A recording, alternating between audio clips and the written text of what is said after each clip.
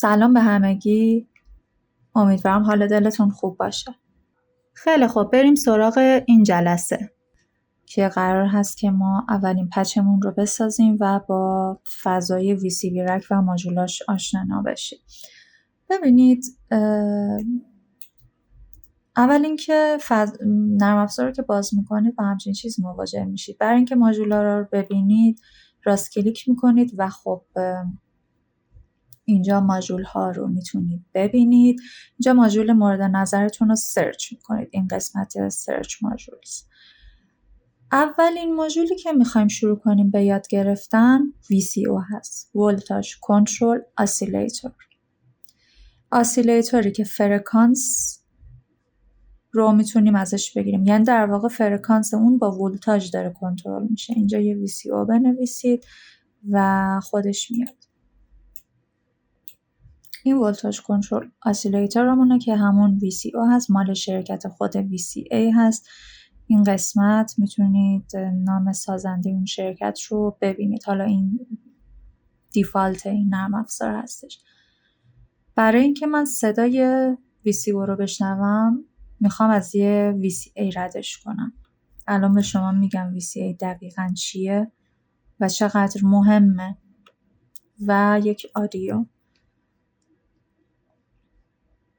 طبق معمول دیوایسم رو اینجا انتخاب میکنم. خیلی خوب.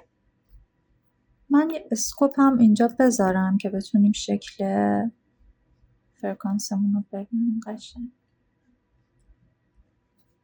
ببینید ما توی VCO در واقع 4 تا آوتپوت داریم اینجا.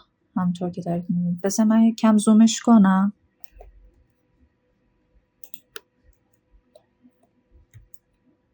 دیگه الان زومه. 4 تا آوتپوت من دارم اینجا که این 4 تا آوتپوت خیلی خیلی مهم هستن و جنس صدای منو در واقع دارن تشکیل میدن. از اولی شروع میکنم. ساین صدای خیلی خالص و نرمی داره. الان با هم میشنویمش. برای اینکه من صدای ساین رو بشنوم میام از آوتپوتش یه اتصال میزنم به اینپوت VCA ام. چنل اینپوت VCA ام. بهتون میگم VCA دقیقاً چی کار میکنه. و خب من برای اینکه صدای این امپلیفایر رو بشنوم باید دوباره از آوتپوتش اینو بدم به آدیو. اوکی. فرکانس مثلا اینجوری باشه. من ولومش رو ببندم فعلا.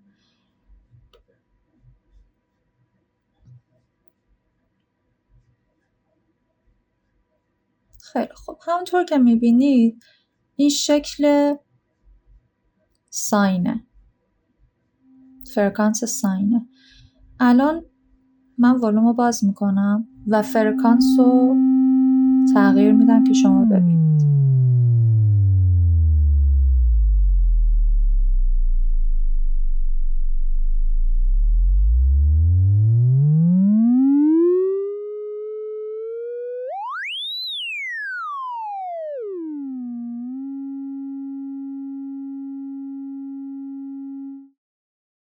همونطور که میبینید ساین یه صدای خیلی نرم و خالصی داره و خب ما الان صرفا داریم صدای فرکانسی رو میشنویم که با ولتاژ داره کنترل میشه. شاید مثلا در ابتدا بگید اصلا این چیه من دارم میشنوم. خب اینا در آینده به خیلی کارا میتونید با همین یک دونه صدا انجام بدید. بریم سراغ تراینگل که یک کوچولو نرمه ولی هارمونیک بیشتری نسبت به ساین داره. الان اینا هم توی اسکوپ میتونید ببینید. میبینید شکلش کلن موجش تغییر کرد. اینا هم بشنویم با هم.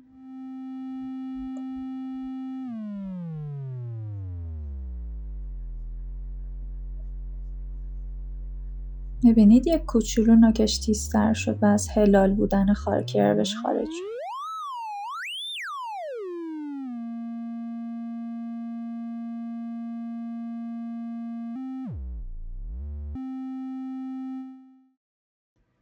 بعدی سا هست که این یکی صداش غنی‌تر و تیزتر، همینطور که میبینید توی اسکوپ هم داره به ما نشون میده که تیزتر شد و برای بیس و لید خیلی از این استفاده میشه که حالا در آینده بهش میرسیم. صداش رو بشنویم.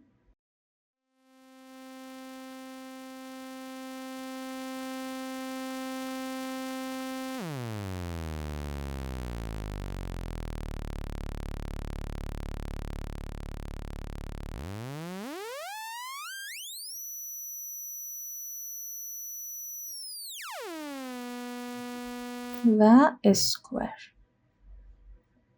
این یکی که صدای تو خالی تر و دیجیتال تری داره، همونطور که میبینید کلن اینجا شکلش هم عوض شد و یه حالت مربع طوری گرفت. صداشو بشنویم.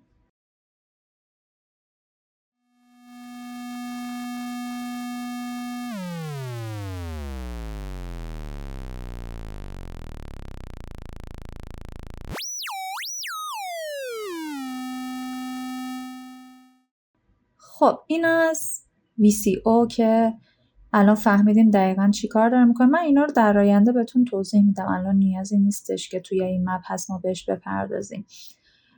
پس فعلا ما حالتهای مختلف، فرکانس‌های مختلفی که از ویوفرم‌های مختلفی که در واقع از VCO داره خارج میشه رو شناختیم: سایف، تراینگل، سا و اسکوئر، که خب خیلی خیلی کار مختلفی میشه با این 4 تا انجام داد. خیلی خب، الان یه ماژول خیلی مهم ما داریم توی VCV به نام VCA که حالا شاید خیلی‌ها واقعا کمتر ازش استفاده بکنن، شاید، ولی خیلی مهمه. در واقع این چیه؟ این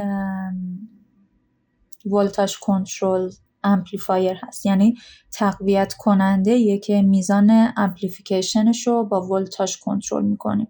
یعنی چی؟ یعنی این یه ولوم نیست. بچه اینو یادم رفت بهتون بگم، اینو شما میتونید با موس بکشید بالا و پایین بکنید و صدا رو کم و زیاد، یعنی در واقع لول صدا رو کم و زیاد بکنید. ولی خب این یه چیز ساده است، ما میتونیم دامنه صدا رو با یه ولتاژ تغییر بدیم با استفاده از ماژولای دیگه که در آینده بهتون یاد میدم. یعنی در واقع صدا چه زمانی شروع بشه، چقدر سریع بشه، چه مدت بمونه و چطور محو بشه، همه اینا با انولوپ و VCA میتونیم انجامش بدیم و این خب خیلی ماژول مهمی محسوب میشه برای ما. حتما ما با VCA خالی نمیتونیم صدای VCO رو بشنویم و همونطور که بهتون گفتم حتما باید آوتپوتش رو بزنیم به یک آدیو که بتونیم بشنویم. حالا من در آینده بهتون یاد میدم چطور یه میکسر بچینید که دیگه نخواین از این آدیو استفاده کنید. فعلا زوده برای این مباحث، فعلا باید فوکس رو بذاریم روی یاد گرفتن ماژولای ساده و خیلی مهم که بیسمون قوی تر بشه. خیلی خب، من فکر میکنم برای درس امروز کافی باشه که شما VCO ولتاژ کنترل اسیلیتور، VCA ولتاژ کنترل امپلیفایر و آدیو رو یاد گرفتید. به نظرم برید با این 3 تا کار بکنید، جنس صداها رو بشناسید و شکلش رو حتما با ماژول اسکوپ چک بکنید. کافیه از آوتپوتش بزنید به اینوان و حالا تو این تو هم میتونید دوباره، مثلا اینجا من ساینش رو دارم میبینم و اینا رو تست بکنید که کامل با ویوفرم ها آشنا بشید.